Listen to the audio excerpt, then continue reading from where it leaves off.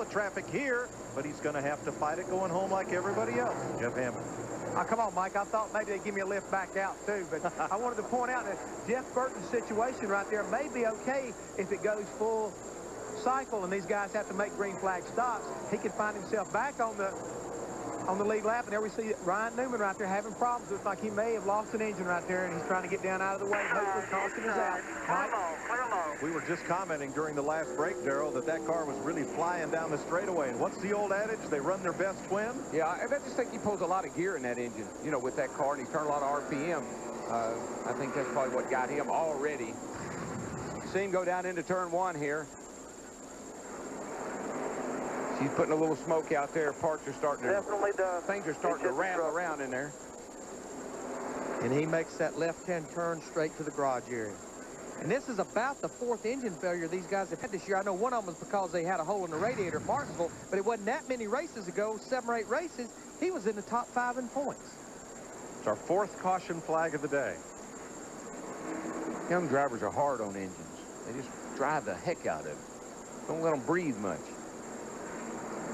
I'd say pit road will be very busy. It's been about 30 laps. You see our Fox tracks. We're going to follow Jimmy Johnson in the 48, Matt Kenseth in the 17, Ricky Rudd in the 28. And again, I'm sure these boys will be coming down pit road for adjustments in 4 tires.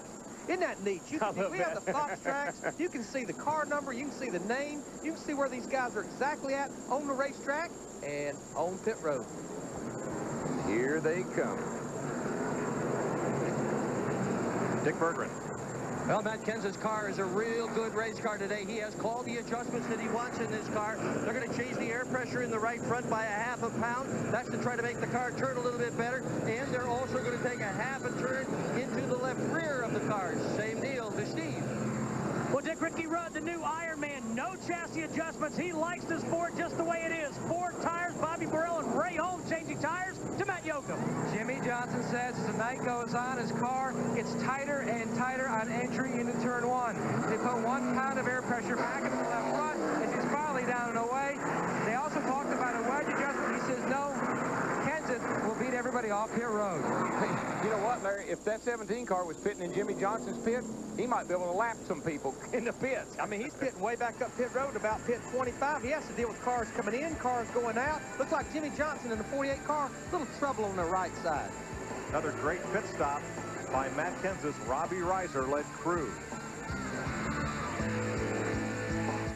And what did you do this weekend? Fox welcomes you back to the Coca-Cola Racing Family 600. Double duty for the singular driver, Robbie Gordon, after the Indy 500. Our own Jeff Hammond beating the traffic in the Ironman. Ricky Rudd, a record 656 consecutive starts.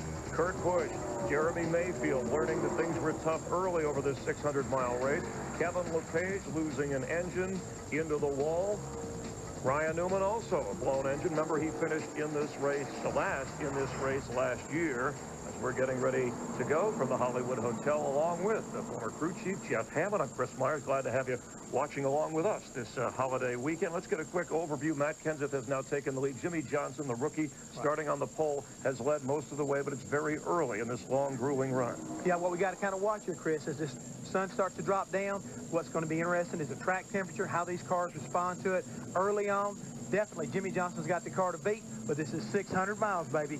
Still got a long ways to go. All right, pit stops are critical, and let's go check with the Larry McReynolds to get an update on that. Larry? Well, I mean, we talk about races being won and lost on pit road. The guys leading this race right now, Matt Kenseth, Ricky Rudd, there's the common denominator. Look at Jimmy Johnson was leading our race. Now, what this road is right here, that's time spent on pit road, which includes a pit stop. Everybody has to maintain 45 miles an hour, but you can get blocked in. But I think that's one reason Jimmy Johnson, his pit stop was so bad. He don't have an opportunity to get blocked in. A lot of trouble on the right side.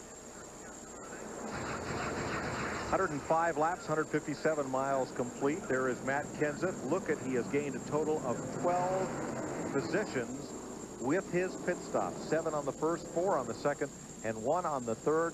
That's what's put him into the lead. Here's where our Coke family of drivers is running at quarter distance.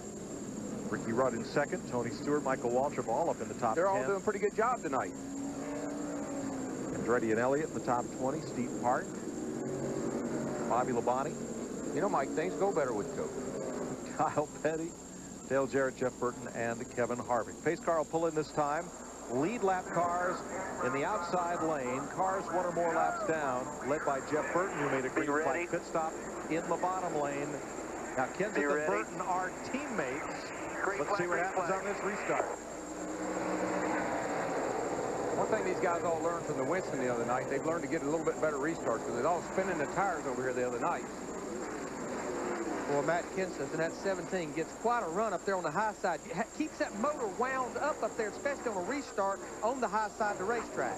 Got a great run down in the corner, which allowed him to get it, back to the throttle quick. And I'm a little surprised his Roush Racing teammate, Jeff Burton, was not able to get one of his laps back. But how about that other Roush Racing teammate, Mark Martin, in that 6 car? He's on the march. Another one of those no bull 5. I can win 1 million. My fan can win 1 million cars.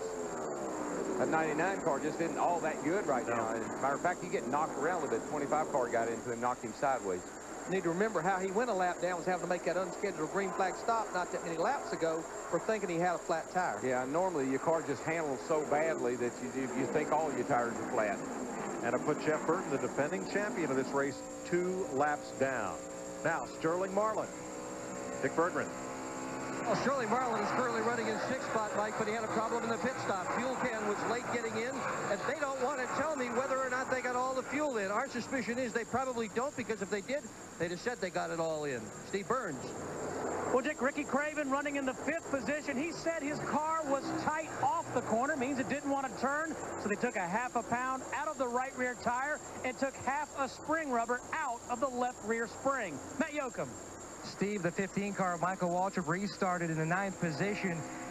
Slugger Labby, Michael's crew chief, told me that the car was very good at the beginning of the run, but then it would progressively go tight on the center of the corner, middle to the off. So they made an air pressure adjustment up a ½ a pound in the right rear, but he has faded a little bit since that restart.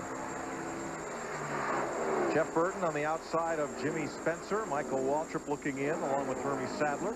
It makes me nervous when they add air to the right rear tire, because all you end up doing is making that tire mad. It'll just build up more air pressure, make the car even more loose. Well, what they're trying to do is make that spring think it's stiffer, helps the car turn on the exit of the corner. Yeah, but I don't, messing with my right rear tire makes me nervous.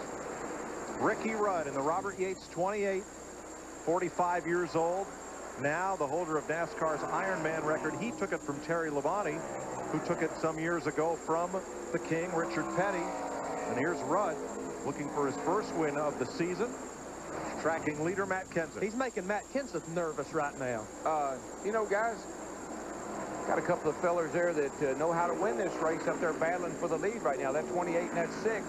Mark Martin had a strong car over here in the Winston the other night till the engine blew up in it. And, buddy, I tell you, I had good feelings about Mark Martin tonight for this race. Everybody clear. He opened the door for Mark Martin in the 6th car, and they're going to kick Matt Kenseth in the 17 all the way back to 3rd. Martin's last win, Martinsville, Virginia, April of 2000, 73 races ago. He has 3 wins here, but all in the fall race. This is his 19th try to win the Spring Classic. Mark is just really, really consistent. When he's got a car he's comfortable with, he's just a consistent performer. He doesn't push the issues, takes what the track gives him, takes what the car gives him, takes what the competition gives him until it comes time to go. I think he's anxious to get to the front tonight, though. Man, he cut that thing. That looked like he did several years ago in the Busch car. Cut that thing underneath there off turn 4, makes the pass. Gets that car out there in clean air right now. When you can cut down off of turn 4 like that, you can motor on, boys. Well, if your car's not wanting to turn behind another car, because a lot of times it won't, you lose the front downforce. If you can get that left front fender out from behind that car, get air on it, it will help that car turn down to the bottom. This is my favorite shot right here. Because once you've lost that front downforce behind that car, when you get that left front out there, it puts air pressure back on that left front corner, and the left front corner is the one that makes the car turn. Yeah, you don't want to come off the corner with the left front all reared up in the air, because it just takes air up under the front of the car, and it'll just make the front end take off. Very difficult to drive. Show them what you're talking about, Let's show you the downforce animation. This is front downforce. It's mainly on the nose, the front fender area. There's that left front fender area I was talking about. Rear downforce is in the rear, mainly on this rear spoiler. And it's always a challenge challenge to get, you want as much as you can on both ends, but getting it balanced. Not too much rear, make the car not turn, not too much front, make the car loose. If you look at the front of these cars as they're coming in, look at that left front fender. It's a big old fat ugly fender.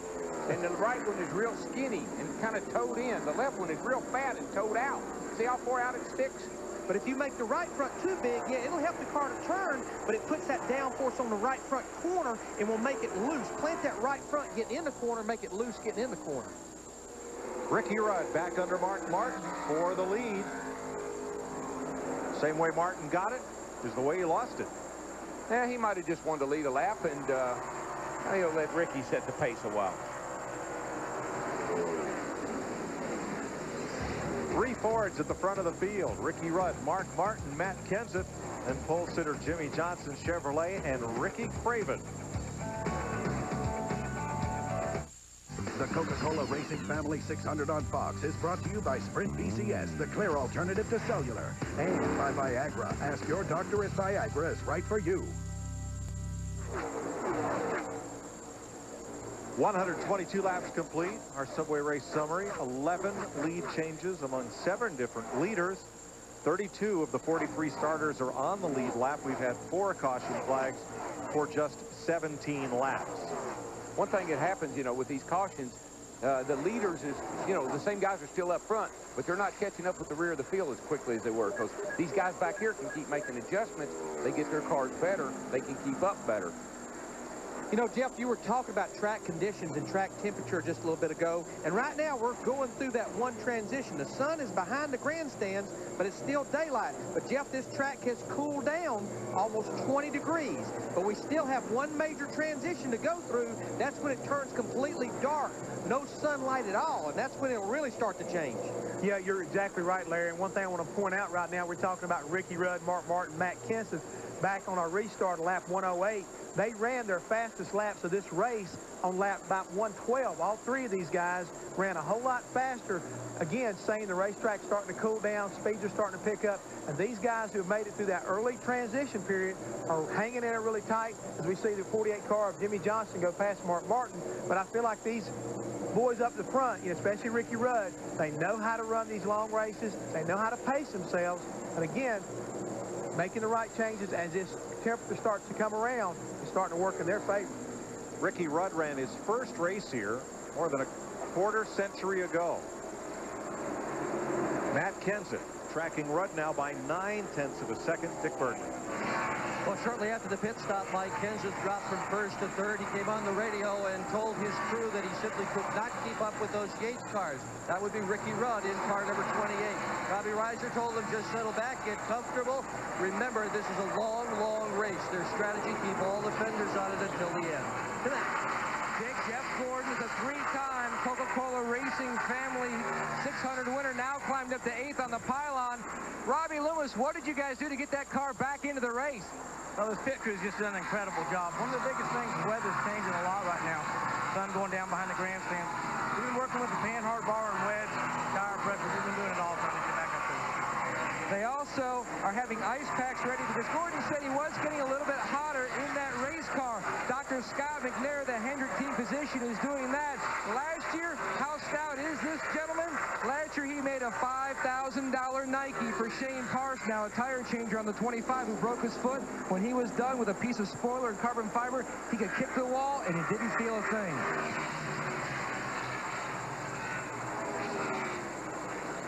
Boy, Sterling is he battled along there with Kurt Busch quite a bit here. Sterling moved up to the high side. Busch been able to get under him. Hadn't necessarily been able to pass him.